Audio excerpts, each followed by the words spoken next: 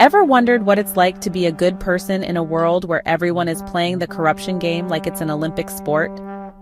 Well, grab your popcorn because today we're diving into The Beautiful Ones Are Not Yet Born by Ayi Kwei Armah, a novel that takes us to 1960s Ghana, a time when if you weren't part of the corruption, you were just irrelevant. Meet the man. Yes, that's literally his name. No fancy title, no extravagant lifestyle, just the man. An honest railway clerk trying to live a decent life in a society where honesty is about as valuable as an expired lottery ticket. Expired. Now this guy, he's got principles. The problem? His principles aren't paying the bills, and his wife and mother-in-law aren't exactly handing out Best Husband of the Year awards. To them, he's just a disappointment, a man too foolish to take advantage of the system like everybody else. Why can't you be like Koomson? He drives a big car.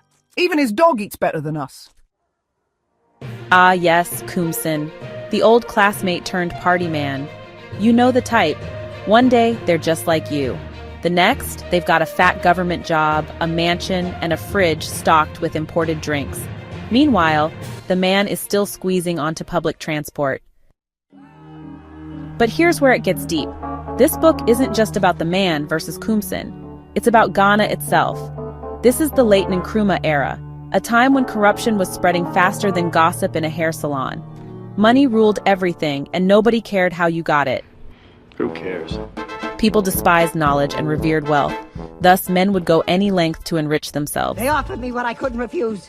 And it wasn't just about the money, it was a full-scale decay, moral, spiritual, and even environmental. The whole country was rotting from the inside out. Luckily, the man has one real friend, his teacher. No, not the kind that gives homework, but a wise man who helps him navigate this madness. And teacher tells him straight up, things wouldn't change even now. In other words, the man could keep his integrity, but the world? Yeah, that wasn't getting any better anytime soon. Then there's Maanan. Now, Maanan once had hope. She thought Nkrumah was the one, the leader who would change everything. But when he let her down, she lost more than faith. She lost her sanity. As the teacher puts it, it is not true at all that when men are desperate, they will raise their arms and welcome just anybody who comes talking of their salvation. If it had been so, we would have been following the first men who came offering words and hidden plans to heal our souls. But we did not run out eager to follow anyone. In our boredom, we went out to the open public places to see what it was people were talking about, whether it was a thing we could go to with our hopes or just another passing show like so many we had seen and so many we are seeing now. Page 80. The sad truth? People were desperate, but they weren't stupid. They weren't just going to follow anyone. They wanted real change, and when that didn't come, they were left disillusioned, broken, or, like Maanan, completely lost. And that's the world the man has to survive in. He's honest, but honesty doesn't feed the family. He's moral, but morality doesn't buy a car. He wants to be good, but in this society, goodness is just another word for foolishness. Don't go anywhere yet, because we're breaking down what it all means. Why Armah wrote this, how it still applies today, and whether or not the man was actually right all along. If you enjoyed this dive into The Beautiful Ones Are Not Yet Born, hit that like button, subscribe, and tell me in the comments, would you have taken the bribe? Be honest. Ayi Kwei Armah nailed it when he wrote, there is something so terrible in watching a black man trying at all points to be the dark ghost of a European. Page 81. Oof, that one stings. And it reminds me of a quote from Weep Not Child by Ngugi wa Thiong'o. Blackness is not all that makes a man.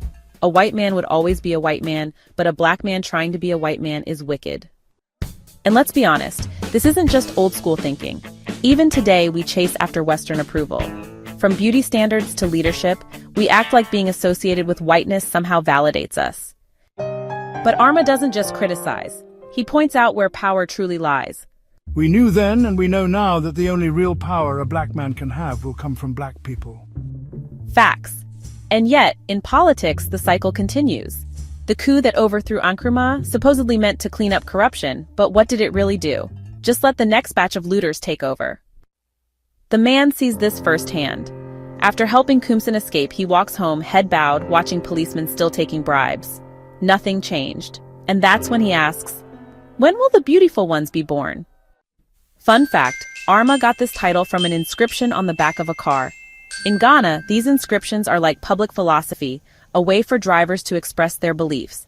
But this one was special. Misspelled, yet powerful. Because it means something deeper. Those true leaders, the ones who won't sell out, who won't let corruption win, they haven't been born yet.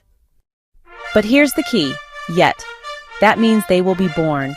One day, the beautiful ones will come, but until then, the fight continues. So, what do you think?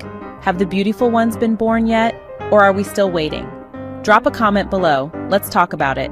And if you love this deep dive, hit that like button, subscribe, and I'll see you next time. And as usual, I'll leave a link for this book in the description. Stay woke, stay aware, and most importantly, stay hopeful.